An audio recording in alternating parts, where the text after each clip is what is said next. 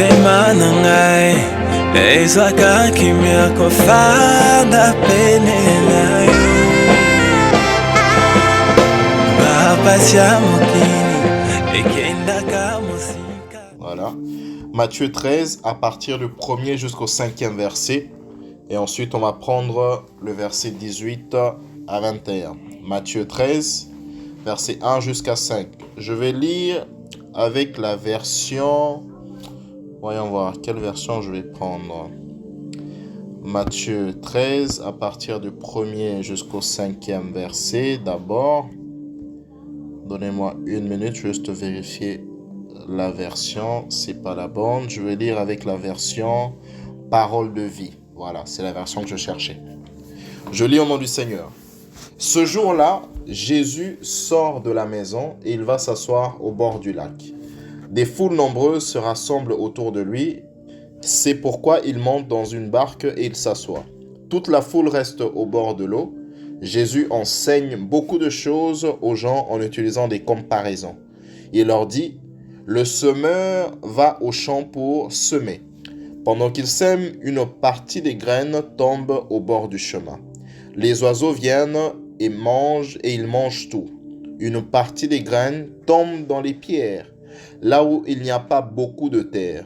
Elles poussent tout de suite parce que la terre n'est pas profonde. » Et on va directement aller au verset 18.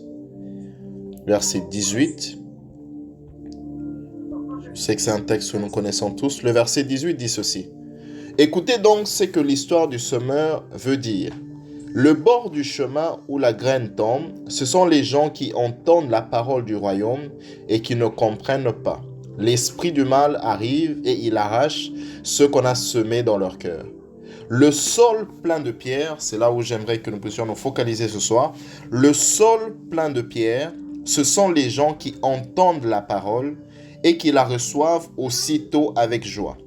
Mais la parole n'a pas de racine en eux, virgule, ils changent facilement d'avis.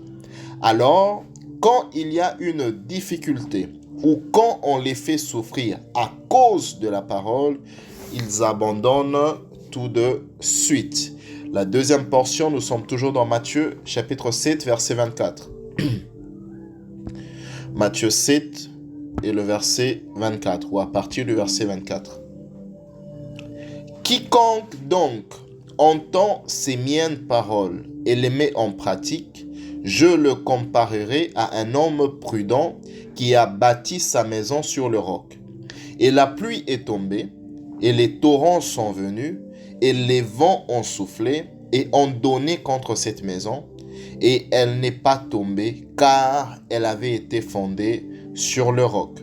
Et quiconque entend ces miennes paroles et ne les met pas en pratique sera comparé à un homme insensé qui a bâti sa maison sur le sable.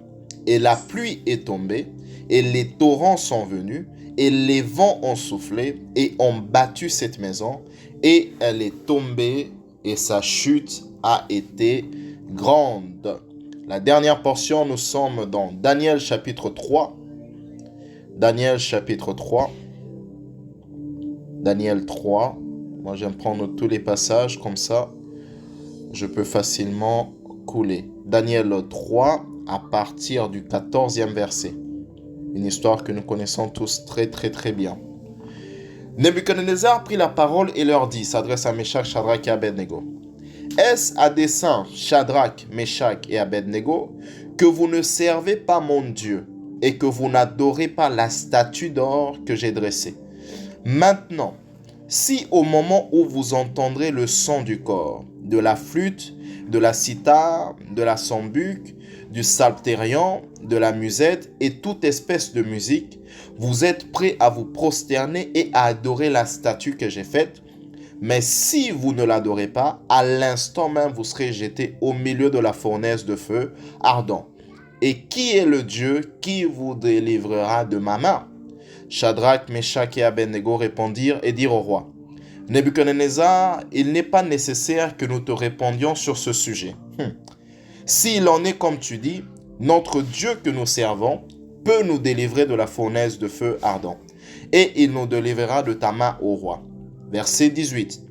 Et sinon, sache, ô roi, que nous ne servons pas tes dieux et que nous n'adorerons pas la statue d'or que tu as dressée. Amen. On est encore là. Désolé si la lecture a été longue, mais elle est nécessaire. Donc, tel que j'ai dit, nous sommes en train de parler, nous avons commencé un thème que nous intitulons « Les tests de Dieu ». Les tests de Dieu, on a commencé ça depuis le samedi dernier, si je ne me trompe pas. Et j'ai dit dans ma définition ou dans mon introduction de la semaine dernière, c'est que dans le dictionnaire, lorsqu'on parle de test, on fait allusion à une épreuve qui permet de déceler les aptitudes d'une personne et fournit des renseignements concernant les connaissances et le caractère de cette personne. Ce que j'aimerais que tu puisses retenir ce soir, c'est que lorsqu'on parle d'un test, c'est un moyen, frère Andy, pour la personne qui pose le test là, de se renseigner concernant tes connaissances et tes aptitudes. Yes. Donc, quand un professeur vient avec un test devant toi, c'est pour lui un moyen de se renseigner.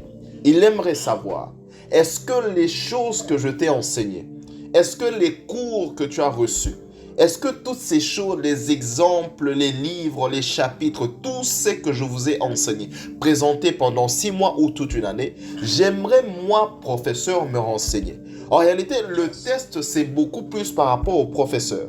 Parce que le prof s'imagine que à suite de tout ce que j'ai enseigné, à cause de toutes les choses que je vous ai enseignées, vous êtes maintenant prêt à aller à un autre niveau ou à passer à la classe supérieure. Mais pour ça, j'aimerais, moi, professeur, me rassurer, me renseigner. Est-ce que Ketia a bien compris la matière? C'est pourquoi on pose les tests.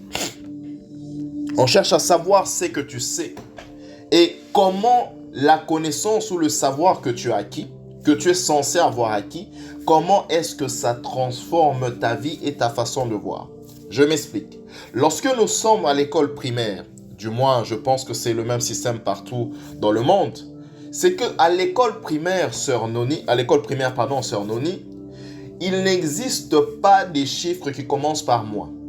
L'ensemble Z. Donc quand tu commences la première primaire jusqu'à la 6e primaire, tout ce que toi tu apprends, c'est toujours 1 plus 1 égale 2. Si on te met 1 moins 2, tu vas dire que c'est impossible. Pourquoi? Parce que selon ton niveau de connaissance, ça n'existe pas. Mais une fois que tu passes à l'école supérieure, on t'apprend maintenant qu'il existe aussi une chose qu'on appelle l'ensemble Z, qui n'est pas simplement composé des chiffres qui sont positifs, mais il y a aussi des chiffres négatifs. Et dans l'ensemble Z, il est maintenant possible d'avoir 1 moins 2 et ça te donnera moins 1. Ok? Donc maintenant, en fonction de ce que tu sais, le prof maintenant te pose des tests. Le prof qui est au secondaire ne viendra pas te donner les tests alors que tu es encore au primaire. Mais pour que tu arrives au secondaire, il est important pour toi de se connaître, de maîtriser d'abord tout ce qu'on t'apprend pendant que tu es à l'école primaire. N'est-ce pas? Donc on cherche à savoir ce que tu sais. Et j'ai dit ça dernièrement, je le répète encore ce soir. Si les hommes testent pour se renseigner par rapport à d'autres personnes, aux hommes, c'est que Dieu aussi fait la même chose. Parce que Dieu fait aussi la même chose. Or, ce qui est important à savoir, c'est que tous les tests que Dieu présente devant nous ne sont pas caractérisés par la souffrance. Yes. Aujourd'hui, quand nous pensons à l'épreuve, quand nous pensons au mot test, que Dieu est en train de te tester, Dieu est en train de t'éprouver, automatiquement, on caractérise ça, on se dit, ah, je vais passer un temps où je vais souffrir. Ce n'est pas nécessairement vrai. Parce que les tests se diffèrent dépendamment de ce que Dieu est en train de chercher à poursuivre dans nos vies. Donc, il est possible de passer par un temps d'épreuve sans pour autant souffrir. Il est possible. Deuxième chose qui est importante dans mon introduction, c'est qu'il faut savoir faire la différence entre l'épreuve et la tentation. Yes. Il faut savoir faire la différence. Parce que l'épreuve et la tentation sont deux mécanismes presque similaires qui sont lancés par deux entités différentes. Yes. La tentation vient du diable. Dieu ne tente personne parce qu'il n'y a point de mal en lui. La tentation, quand nous sommes tentés, ça vient du diable. Que veut dire tenter? Ça veut dire on met devant toi un scénario, une circonstance. On te place devant un fait qui va faire quoi? Qui va exciter ta chair et te pousser à réagir par rapport à ta chair. Yes. Or, la Bible dit marchez selon l'esprit et vous n'accomplirez pas les œuvres de la chair. Or, le diable, quand il nous tente, il ne tente pas pour tenter, il est malin quand il nous tente, parce qu'il cible. Yes. Une personne qui n'a pas de problème d'alcool ne t'attend pas à ce que le diable te tente avec l'alcool. Parce que pour que la tentation soit un succès, il faut se rassurer que la tentation contient les éléments de ta faiblesse. Yes. Or, Satan est celui qui tente. Mais Dieu ne tente pas, Dieu nous éprouve. C'est quoi maintenant la différence? La différence se trouve ou se cache dans leur but et dans leur intention. Celui qui tente a pour but de te voir tomber. Satan ne nous tente pas pour une promotion. Non. Satan, lorsqu'il nous tente, le but, c'est que tu tombes. Mais Dieu, quand il nous éprouve, le but, c'est de se renseigner pour savoir est-ce que la sœur Esther est éligible à monter ou à passer à la classe supérieure. L'épreuve est là pour nous pousser, pour déterminer si nous méritons, si nous pouvons passer à la classe supérieure. Or, ça je n'ai pas dit, j'aimerais le dire ce soir. Lorsque la tentation vient, elle nous fait reculer. Elle cherche à nous faire reculer. Mais quand l'épreuve vient, l'épreuve cherche à nous faire avancer. Mais l'avancement dépend de toi. Celui qui échoue face à la tentation va régresser. Mais celui qui échoue face à l'épreuve va rester au même endroit. Yes. Vous voyez comment Dieu est différent du diable? Si tu échoues face à la tentation, tu chutes, tu tombes. Mais quand tu échoues face à l'épreuve, tu ne passes pas à la classe supérieure, tu restes toujours au même endroit. Aussi longtemps que tu n'as pas réussi ton test. Bon, c'est pourquoi j'aimerais dire cette phrase ce soir. Montre-moi une personne qui est statique dans sa vie chrétienne et je te dirai que cette personne a échoué au test à plusieurs reprises. Yes. Parce que la raison pour laquelle les enfants d'Israël ont fait 40 ans dans le désert, c'est qu'à chaque fois que Dieu venait avec un test devant eux, ils échouaient. Et tant que tu échoues, on ne va jamais te faire passer à la classe supérieure. On est là? J'espère que ça va jusque-là. Yes. Donc, échouer à la tentation va te faire régresser. Échouer au test, ça va te rendre immobile ou statique. Ça veut dire que tu vas rester au même endroit jusqu'à ce que tu puisses réussir ton test. C'est pourquoi d'entrée de jeu, j'aimerais prier pour quelqu'un. Je prie que Dieu te permette et t'aide à pouvoir réussir à tous les tests qu'il présentera devant toi. Yes. Parce que tous ces tests ont un but dans ta vie et dans ta marche avec lui. Pourquoi Dieu nous fait passer par des tests? La première raison, j'ai dit, c'est pour déterminer si nous sommes éligibles à la dimension supérieure. C'est pour déterminer est-ce que vraiment Noni mérite de passer à un autre niveau de bénédiction, à un autre niveau d'expérience avec Dieu. Est-ce que Noni mérite de commencer à vivre autre chose avec Dieu? C'est la raison pour laquelle Dieu nous teste. Je le dis la semaine passée, je le répète encore cette semaine. La raison pour laquelle Dieu a demandé Isaac à Abraham, ce n'était pas pour savoir si Abraham aimait Isaac plus que lui. Non. La raison pour laquelle Dieu demande à Abraham de sacrifier Isaac, c'est parce qu'il y avait une bénédiction que Dieu voulait donner à Abraham. Mais pour obtenir cette bénédiction, il fallait que Abraham puisse réussir le test de tout sacrifier pour Dieu. Et quelle était cette bénédiction? Tu posséderas la porte de tes ennemis. C'est la seule promesse qu'on retrouve dans Genèse 22, si je ne m'abuse, que Dieu n'a pas donnée à Abraham avant. Yes. La seule promesse. Pourquoi Dieu ajoute cette promesse dans Genèse 22? C'est parce que Abraham a réussi maintenant au test que Dieu lui a posé. Il est possible que pour certaines bénédictions que Dieu a l'intention d'amener dans nos vies, il doit d'abord nous faire passer par des tests pour déterminer notre éligibilité. Yes.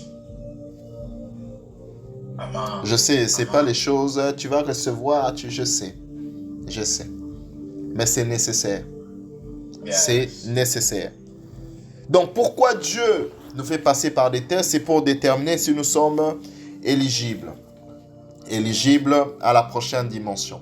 La deuxième raison pourquoi Dieu nous fait passer par des tests, je vais aller rapidement parce qu'on doit passer au message aujourd'hui, c'est parce que Dieu a toujours l'intention, le projet d'exposer les siens. Je vais peut-être choquer quelqu'un.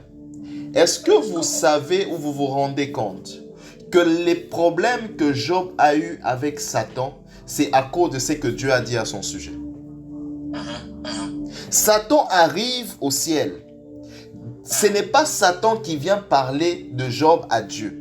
C'est Dieu qui commence à parler de Job à Satan. Yes. Et as-tu vu mon serviteur Job, qui est intègre dans toutes ses voies? On dit, il y a des promotions que Dieu fait pour nous dans le monde spirituel qui nous emmènent des problèmes dans le monde physique. As-tu vu mon serviteur Job? Pourquoi? Parce que Dieu a toujours ce souci-là de présenter ses champions. Or, je l'ai dit la semaine dernière, je le répète encore, Dieu n'expose jamais une personne qui n'a pas préparé. Et Dieu n'expose jamais une personne qui n'a pas mis à l'épreuve. Jamais. Il est possible de fabriquer son exaucement. Il est possible de fabriquer une gloire. Mais tout celui qui passe par les tests de Dieu obtient des gloires qui demeurent. Mais celui qui fabrique sa propre gloire peut briller pendant un moment et s'éclipser comme s'il n'a jamais existé. Mais celui que Dieu lui-même présente, il dure dans le temps. Parce que le Dieu qui le présente, s'appelle El Olam. Yes. Mais pour que El Olam te présente, El Olam doit se rassurer qu'une fois que je présenterai Noni, Noni ne deviendra pas une chute, un sujet, une pierre d'achoppement pour les autres dans 5 ans. Nous voyons que maintenant, mais Dieu voit tout le reste de ta vie. Peut-être que s'il t'exposait maintenant, tu vas durer que 5 ans. Il préfère te garder et te préparer encore pour que ta longévité puisse demeurer. Et c'est pourquoi Dieu aussi nous fait passer par des tests et des épreuves afin de se rassurer que nous avons le caractère qu'il faut pour qu'il nous expose. Pour qu'il nous expose. J'aime le dire et je le répète encore.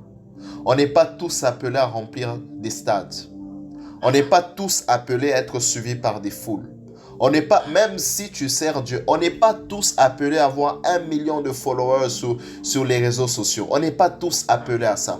Parce que ceux à qui Dieu a fait cette grâce-là, laissez-moi vous rassurer que la majeure partie d'entre eux qui n'ont pas fabriqué leur gloire ont été testés et éprouvés par Dieu.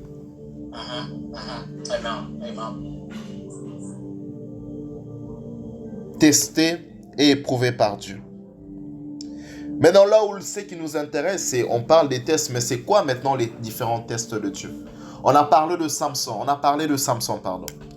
On a dit que Samson vivait dans une époque où il y avait, comme on dit en lingala, rando entre les Israélites et les Philistins. Et Samson était le champion de cette époque-là. À son époque, c'était lui qui était le champion, le juge en Israël.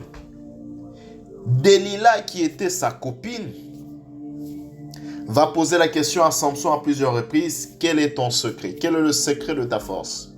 À 3 reprises, Samson ne va pas révéler son secret. Mais à la quatrième fois, Samson va dire exactement c'était quoi son secret. Et j'ai dit la dernière fois que le premier test, ne c'est pas en termes d'ordre, mais en termes de comment nous évoquons ce thème. Le premier test par lequel Dieu nous fait passer, c'est le test de la constance. c'est le test de la constance. Le problème de Samson, c'est qu'il n'était pas constant. Yes. La constance veut dire qu'il ne varie pas, qu'il ne change pas. Ça veut dire, si 3 fois Delilah est venue, 3 fois Delilah aura un nom. Si 5 fois Delilah revient, 5 fois Delilah aura un nom. Si 100 fois Delilah revient, 100 fois Delilah aura un nom. La Bible dit, résistez au diable et il fuira loin de vous. Ce verset n'a pas dit, résistez au diable 10 fois. Ce verset ne dit pas résister au diable 100 fois. Ce verset dit résister au diable. Ça veut dire, si il revient 1000 fois, il revient 10 000 fois, il revient 100 000 fois, tu dois rester constant. Yes. Yes. Si on vient te proposer une affaire d'escroquerie, tu as dit non la première fois, tu as dit non la deuxième fois, tu dois continuer à dire non. Le non que tu dis ne dépend pas de tes circonstances. Parce que souvent, qu'est-ce qui va se passer? C'est que tu dis non. Tu rentres à la maison, tu découvres que les factures ne font que s'accumuler. Et puis tu te dis, ah, peut-être avec cet argent-là, je pourrais payer ces factures. D'où tu dis oui à cause des circonstances. Celui qui est constant ne l'est pas par rapport aux choses qui sont autour de lui. Okay. Yes. Yes. Celui qui est constant ne l'est pas par pitié. Delilah a tellement insisté. Ah, c'est qu'à de toute façon, ça va seulement rester entre nous. Celui qui est constant, il reste constant. Le test de la constance, mes frères et sœurs, c'est le test de tout chrétien. Tout chrétien, tout enfant de Dieu. Pasteur, apôtre, archibishop, 20 ans, 30 ans, 40 ans de marche avec. Tout enfant de Dieu passe par ce test. Et c'est un problème que nous avons aujourd'hui dans le corps du Christ. Pourquoi? Parce que la constance révèle le caractère d'une personne. Yes. Et la raison, je répète encore, la raison pour laquelle les enfants d'Israël ont fait 40 ans dans le désert, c'est à cause de leur manque de constance. Ça veut dire, l'élo, c'est bien. Demain, ce n'est pas bien. L'élo, c'est bien. Demain, tu commences à trouver des versets pour expliquer pourquoi la décision que tu veux prendre est soutenue par la Bible. Hier, payer la dîme, c'était biblique. Aujourd'hui, on doit trouver les versets pour expliquer pourquoi, comment, est-ce que. Hier, regarder les films pornographiques, c'était un péché. Aujourd'hui, il faut expliquer comment. Hier, mentir était un péché. Aujourd'hui, on doit trouver des termes, des mots pour camoufler, pour que tu peux mentir. Regarde, Abraham aussi avait menti. De toute façon, Dieu comprend.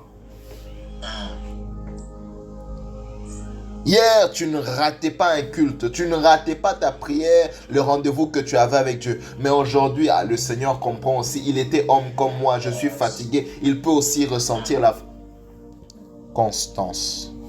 Yes. Constance. Cette constance, ce n'est pas simplement en termes d'obéissance, mais c'est par rapport à tous les domaines de nos vies dans notre marche avec Dieu. Ça veut dire quoi, Noni? Ça veut dire que tu dois être constant dans ton obéissance, tu dois être constant dans ta vie de prière, tu dois être constant dans ton adoration, tu dois être constant dans tes sacrifices, tu dois être constant dans tout. Est-ce que vous savez que Daniel, le prophète Daniel, a été jeté dans la fosse aux lions à cause de sa constance dans sa vie de prière? On a dit que personne ne prie. Dans tout Babylone, que personne ne prie. L'ordre a été prononcé. Mais qu'est-ce que Daniel fait? Il avait son rendez-vous avec Dieu à une heure précise. Et Daniel rendit est tellement constant. Au lieu de prier, il ferme quand même les portes et il met les rideaux pour qu'on ne voie pas, qu'on ne sente pas, qu'on ne sache pas qu'il prie, mais au moins il prie. Mais comme il s'était dit que quand je prie à cette heure-là, je dois ouvrir ma fenêtre et regarder vers Jérusalem. Étant conscient de l'ordre du roi, étant aussi conscient que à cause de la fenêtre ouverte, on va l'entendre prier et défier l'ordre du roi, ça n'a pas arrêté Daniel. Yes. Daniel était prêt à mourir à cause de sa vie de prière, son schéma de prière, son calendrier de prière. Et là, Daniel Yangwana, à cause de ça. Je n'ai même pas envie de te poser cette question. Je la pose, ne réponds pas. Est-ce que tu as un schéma de prière? Est-ce que tu es prêt à mourir pour ça? Constant, même dans ta vie de prière. Vie de prière, il y a délestage. Ma pamboli, il y a délestage. Vie de prière, il y a délestage. Les attaques de l'ennemi seront plus récurrentes. Vie de prière, donc là où il n'y a pas de constance, il faut savoir que c'est une brèche pour l'ennemi. Et là où il n'y a pas de constance, il faut savoir que tu ne feras pas long feu avec Dieu. Tu seras au même endroit. C'est comme ça, on a des personnes aujourd'hui qui sont fières dans nos églises de dire, avant que toi tu te convertisses, avant que toi tu aies vu le soleil, moi je craignais, je servais déjà Dieu. Nous à notre époque, on priait avec tel pasteur, on faisait X, on faisait Y. Maman, papa, pourquoi quand toi tu parles de Dieu, tu parles toujours de lui au passé? Yes, yes. Il n'y a pas de hier, aujourd'hui, pendant que je marchais, le Saint-Esprit m'a dit. Aujourd'hui, quand j'ai ouvert ma Bible, non, il n'y a pas de... C'est toujours Dieu dans le passé. Ça veut dire, ou ça cache, que quelque part, ces personnes sont restées au même endroit. Est-ce que vous savez qu'il est possible de faire 20 ans avec Jésus, mais d'être au même endroit spirituellement? Ce n'est pas le nombre d'années que tu as passé sur terre en disant que tu es chrétien qui définit la qualité de ta vie chrétienne. La qualité de ta vie chrétienne est définie par plusieurs choses. Et l'une d'entre elles, ce sont les tests auxquels tu as réussi. Yes. Amen. Et ces personnes, vous allez voir, elles insultent toujours. Elles mentent toujours. Calomnient. Aiment critiquer les gens. Au nom de, tu n'as rien à me dire. Le test de la constance est important. La constance dans tous les domaines. La constance même dans ta sanctification. En fait, il faut que plus nous évoluons avec Dieu, plus nous devenons encore plus sévères envers nous-mêmes. Mais on a l'impression que plus on évolue avec Dieu, plus on commence à diluer les choses auxquelles on croyait. On commence à enlever certaines choses. On explique ça en disant, bon, quand je me suis converti, j'étais trop radical. J'étais radical, donc le feu est venu, donc je voulais tout arrêter. Mais maintenant, bon, j'ai grandi un peu. On est radical qu'au début de sa conversion. Parce que la manière dont nous conduisons nos vies, ça sera toujours vu comme une folie et nous serons toujours des personnes qui sont radicales aux yeux du monde. Maintenant, pourquoi nous, cette jeunesse, nous fournissons des efforts pour ressembler au monde? Or, plus nous évoluons, plus nous marchons avec Dieu, peut-être que cette série-là que je suis, c'est pas un péché, mais c'est pas nécessaire pour moi. Peut-être que ce pantalon-là me sert un peu trop. Ça va pour les hommes et les femmes. Peut-être ce t-shirt que je mets, ça dessine un peu trop mes formes. Les hommes et les femmes. Randy. Pas seulement les femmes, les hommes aussi. Non, plus on avance, plus on devient de plus en plus sévère envers soi-même par rapport à la sanctification. Yes. Est-ce que tu es constant même dans ta sanctification? Ou est-ce que ta sanctification varie dépendamment de comment tu te sens Et qui est-ce qui prend le dessus, la chair ou l'esprit? Dieu dit à Abraham ceci. Genèse 17. Ou on recommence. Genèse 12. Dieu promet à Abraham une terre et il lui promet un enfant. Abraham est âgé de 75 ans. Dieu apparaît à Abraham dans Genèse 17. Encore une fois, Abraham est âgé de 99 ans. Ça veut dire 24 ans sont passés. Dieu dit à Abraham ceci. Il dit, je suis El Shaddai. Marche devant moi et sois intègre. Je suis El Shaddai. Marche devant moi et sois intègre. Pourquoi Dieu révèle ou commence d'abord par ça? Parce que cette phrase de Dieu révèle deux problèmes que Abraham avait. Le premier problème qu'Abraham avait, c'était la bonne révélation de Dieu. Si Abraham savait que Dieu était El Shaddai, il n'allait pas l'aider en faisant Ismaël. Mais le deuxième problème que Abraham avait, c'est qu'il n'était pas intègre. Qu'est-ce que intègre veut dire? Intègre veut dire une personne qui est incorruptible. Et quand on parle d'une personne qui est incorruptible, ça veut dire une personne qui est constante dans ses principes. Yes. Yes.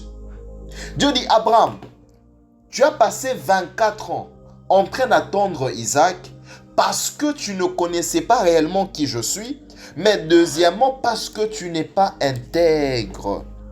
Yes. Yes. Ou selon notre thème, tu n'es pas constant dans ta marche avec moi. J'ai une mauvaise nouvelle pour quelqu'un. Il est possible que l'accomplissement des promesses que Dieu t'a faites est retardé à cause de ton manque de constance. Je reprends cette phrase. Il est possible que Dieu t'ait fait des promesses et ça prend du temps. Et ça a peut-être pris plus de temps que Dieu avait prévu. Pas parce que la faute était du côté de Dieu ou du côté de cet homme de Dieu qui t'avait donné cette prophétie ou ce message. Non. Il est possible que ça dure, que ça tarde, que c'est en retard parce qu'il y a un problème d'intégrité, un manque de constance.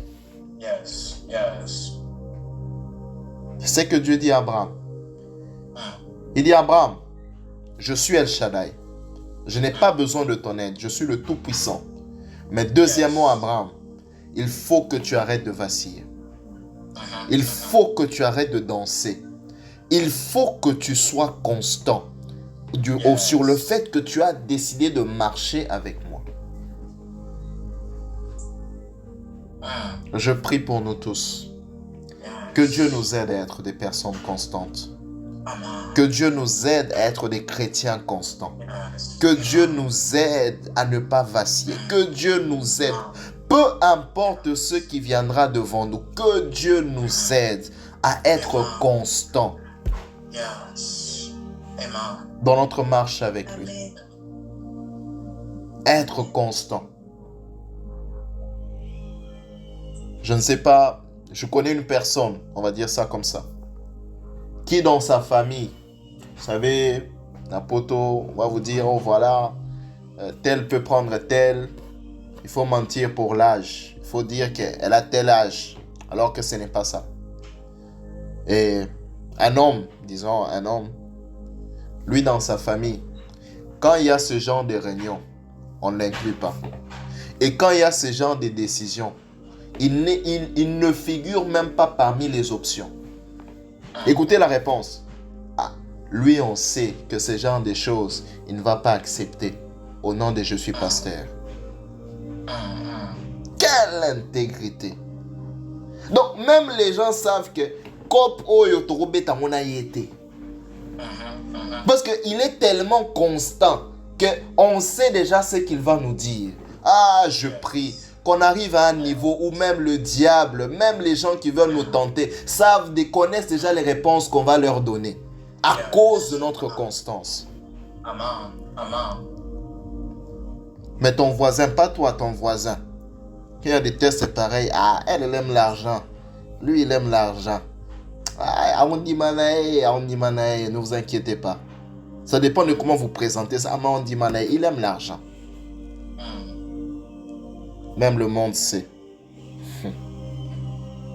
Meshach, Shadrach et Abednego sont devant Nebuchadnezzar. Nebuchadnezzar a donné cet ordre que tout le monde doit adorer sa statue. J'en parlerai un jour. Pourquoi la statue en or? J'en parlerai vraiment un jour, mais pas aujourd'hui. Et Meshach, Shadrach et Abednego ont refusé. On les emmène devant Nebuchadnezzar. J'aime ce scénario. Nebuchadnezzar ne les crucifie pas, ne les tue pas directement. Vous savez ce qu'il fait? Il leur donne une autre opportunité. Le diable rendit. Il sait que non, si on a bois qui est la moto, il n'a pas cette opportunité. Peut-être qu'avec cette opportunité, il va fléchir. Nebuchadnezzar dit, bon, j'ai entendu que vous ne vous êtes pas prosterné. Mais je vous donne encore l'opportunité. Je suis en train de paraphraser. Quand quel est le bêta? Prosternez-vous et puis on oublie tout. Yes. Donc tu as encore la chance de faire marche arrière. Ils répondent, Komitungi Samati. Yes. Ne te dérange pas. Ce qu'on a fait là, avant que toi tu viennes devant nous, c'est la même chose qu'on va répéter. Yes. Ne te dérange pas, Nebuchadnezzar. Notre Dieu là, parce que tu dis, quel est ce Dieu qui va vous délivrer de ma main? Il dit, notre Dieu a la capacité de nous délivrer de ta main. Maintenant, ce que j'aime avec Meshach, Shadrach et Abednego, c'est ce qui tue aujourd'hui nous les chrétiens. Ils ajoutent virgule. Biso totiaka virgule wanate. Ils mettent virgule.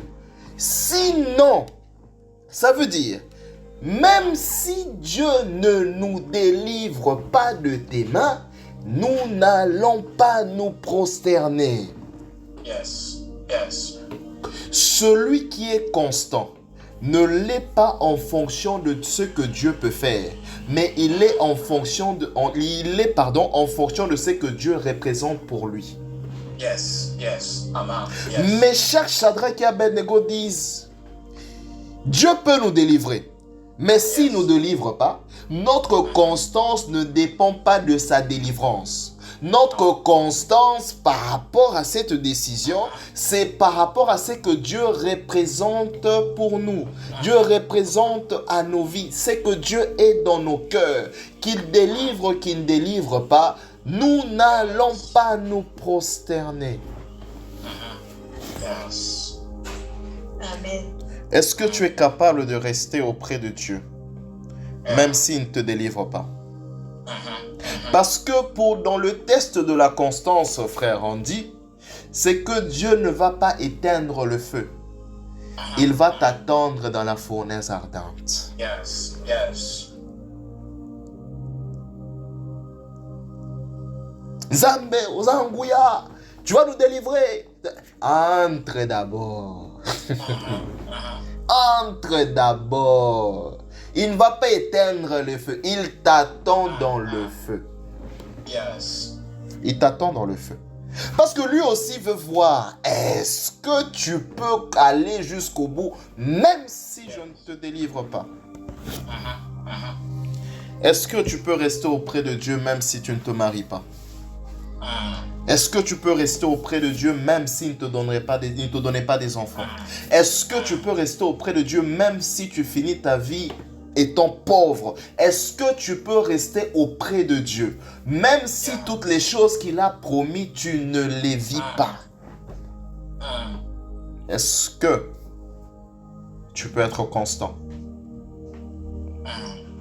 Combien de personnes ont abandonné la voie du Seigneur parce que ils ont prié pour une personne qui était proche, qui était malade. La personne est morte. Ah, elle est morte. Ces histoires-là sont faux. Du coup, j'abandonne. Combien de personnes ont rejeté le Seigneur parce que le mariage tardait? Combien de personnes ont rejeté Dieu parce que les hommes autour d'eux ne les aiment pas? Combien de personnes ont abandonné Dieu parce que soi-disant à l'église où on priait là-bas, on ne m'aimait pas, on ne m'a pas aimé, on m'a manipulé? Combien de personnes ont abandonné Dieu à cause des facteurs extérieurs?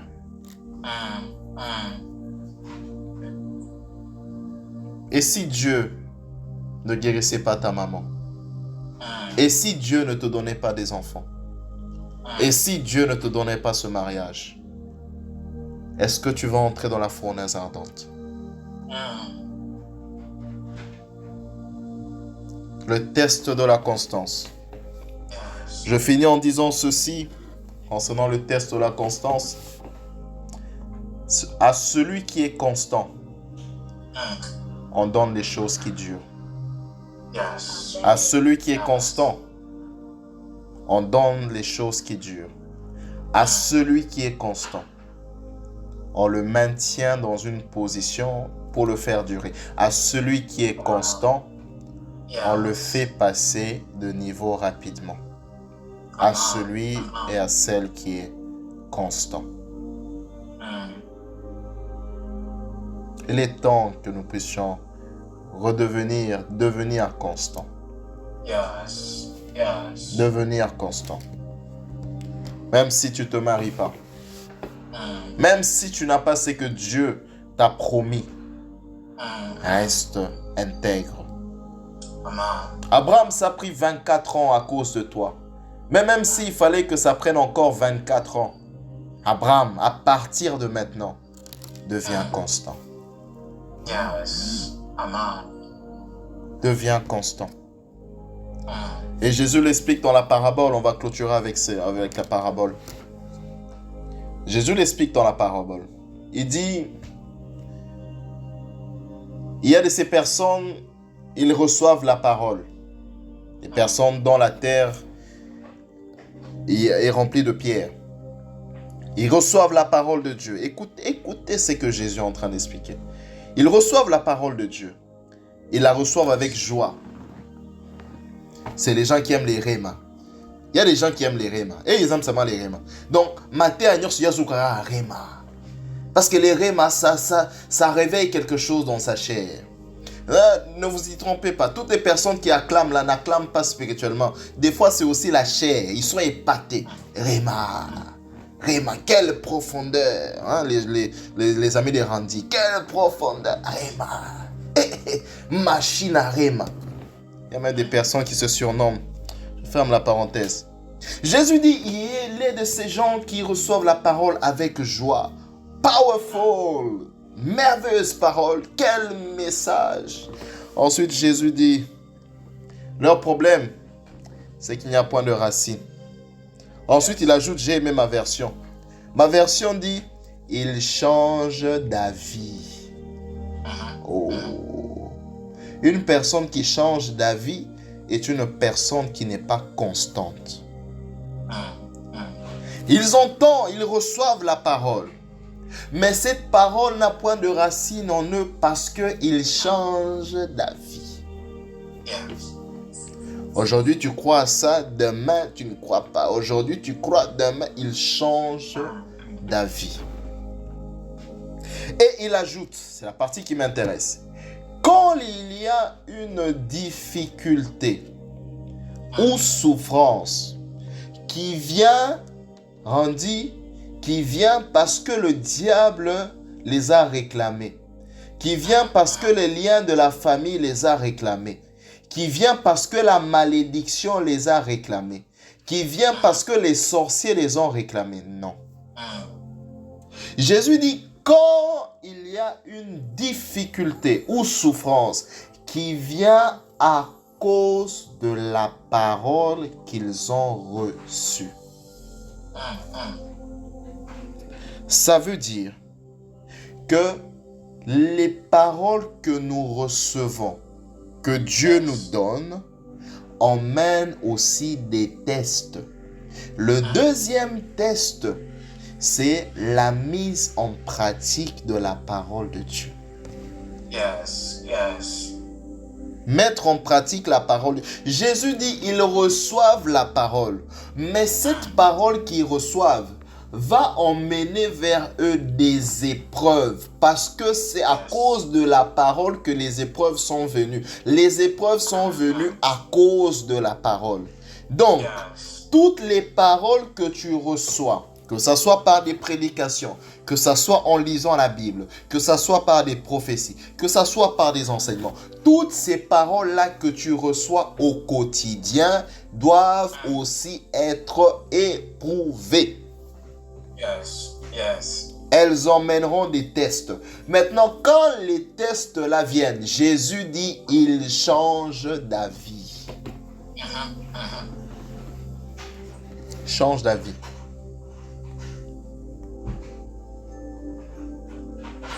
Il change d'avis.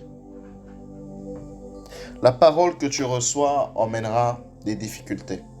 La parole que tu reçois emmènera des fois des souffrances. Les paroles que tu reçois emmènera des circonstances. Lorsque Dieu est en train de te booster par rapport à la foi, sache qu'il y a un test qui se présentera devant toi qui demandera que tu démontres cette foi-là que tu as reçue par la parole. Yes. Yes. Mettre en pratique. Celui qui entend mes paroles et les met en pratique est semblable à un homme qui bâtit sa maison sur le roc. Écoutez, il dit, le torrent vient, le vent souffle, la pluie tombe, mais cette maison reste intacte. Yes. Mais celui qui bâtit sa maison sur du sable, la pluie, le torrent et le vent vont l'emporter. Jésus appelle cette personne qui entend mais qui ne met pas en pratique insensé.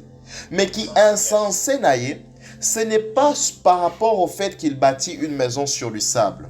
Mais c'est par rapport au fait qu'il bâtit une maison sur du sable, oubliant que la pluie, le torrent et le vent viendront. Yes. Yes. C'est par rapport à ça qu'il est insensé. Comment peux-tu bâtir une maison en oubliant qu'il y aura des facteurs extérieurs qui viendront souffler sur cette maison? Comment peux-tu recevoir une parole de Dieu avec joie et ne pas la mettre en pratique en oubliant que tu seras testé et éprouvé pour chaque parole que Dieu t'a donnée? Pour chaque parole. Chacune d'entre elles. Yes. Chacune d'entre elles. Tu lis une parole qui dit par exemple, ne vous ai-je pas dit, crois seulement et tu verras la gloire de Dieu.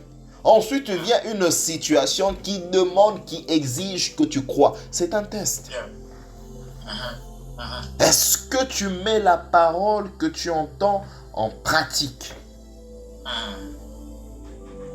Je ne parle pas seulement de ne tue pas, ne vole pas, ne ment pas, ne commets pas la... Non, toutes les paroles que Dieu te donne. Si Dieu, par exemple, dit, quand vous observez la vie d'Abraham, vous pouvez voir que c'est par les sacrifices que Abraham a pu hériter telle chose. Quand vous voyez Esther, vous pouvez voir que c'est par l'obéissance. Vous voyez Naomi, Ruth, pardon, c'est par la soumission envers Naomi. Toutes ces choses-là que Dieu ne cesse de te dire. Aujourd'hui, il y a tellement de prédicateurs. Est-ce que tu mets ça en pratique? Parce que laisse-moi te dire, la pluie, le vent et le torrent viendront. Yes. C'est un paquet qui est inclus. Comme on dit en suédois, des medföljer. Il y a aussi des tests qui viennent avec. Toutes les paroles auxquelles tu cries, waouh, quelle profondeur. Il y a aussi des tests qui viennent avec. Parce qu'on doit voir, est-ce que tu es prêt à mettre en pratique ou pas? Yes. Là où l'Esprit de Dieu a attiré mon attention, je me suis posé la question, je me suis posé cette question, c'est pourquoi le torrent? Pourquoi la pluie? Pourquoi le vent? Pourquoi il n'a pas parlé de tremblement de terre? Pourquoi parler de la pluie, du torrent et du vent? Ok. Je peux avancer. La pluie, parce que la pluie, avant qu'il commence à pleuvoir, tu peux déjà voir les nuages qui commencent à changer de couleur et se transformer. Ça veut dire, la pluie, c'est un test que tu peux voir venir. Le vent, par contre, il souffle, tu ne le vois pas. Le vent, c'est un test qui vient, mais tu ne sais pas d'où ça vient. Et le torrent, le dictionnaire définit le torrent comme un écoulement rapide et brutal. Il est de ces tests qui apparaissent le matin. Boum. Yes. Il est de ces tests, tu te réveilles le matin, on t'appelle déjà, maman est au coma, on est en train de l'amener à l'hôpital. Donc, au bandit journée, boué. Donc, tu ne sais pas d'où c'est venu, ça, brutalement, subitement, rapidement, boum, c'est en face de toi. Yes. Le torrent représente les tests soudains. La pluie représente les tests que tu peux voir venir. Et le vent représente les tests invisibles, souvent causés par un ennemi invisible qu'on appelle le diable. Mais peu importe la nature des choses qui viendront, la clé, celui qui met en pratique, Yes. sera épargné. Tu as fait tous les séminaires. Tu as écouté tous les hommes de Dieu. Tu continues à écouter tous les hommes de Dieu. Toutes les clés sur les mariages, toutes les clés sur... Tu écoutes tout ça. Mais quand le test vient de la mise en pratique, tu échoues. Parce que quelque part, tu écoutes, mais sans chercher à comprendre et surtout mettre en pratique. Et surtout mettre en pratique. Yes. Je prie que Dieu nous aide. C'est par là qu'on va clôturer. Je prie que Dieu nous aide, que le frère Andy se prépare. Je prie que Dieu nous aide à être des chrétiens sensés. Yes. Je prie que Dieu nous aide à devenir des chrétiens sensés. Je prie que Dieu nous aide à mettre en pratique les choses, les clés, les principes que Dieu nous donne. Je prie que Dieu nous aide à des fois nous asseoir, réécouter les messages, chercher les principes. Quelles sont les choses que nous devons mettre en pratique? Je prie que Dieu nous aide à être des personnes qui bâtissent sur le roc parce que nous savons que la pluie, le vent et le torrent sont en train de venir. Que Dieu nous aide. Je donne la parole au frère Andy qui va nous conduire pendant 5 à 10 minutes. Mais s'il te plaît, peu importe les sujets qu'il va donner, jamais que tu parles au Saint-Esprit. Yes. Andy Voshigos. Amen. Yes. Nous allons prier. Ici, quand nous allons encore prier. Alors, par rapport à Yanyo Soto, Yokili Susuna, pourquoi le nom?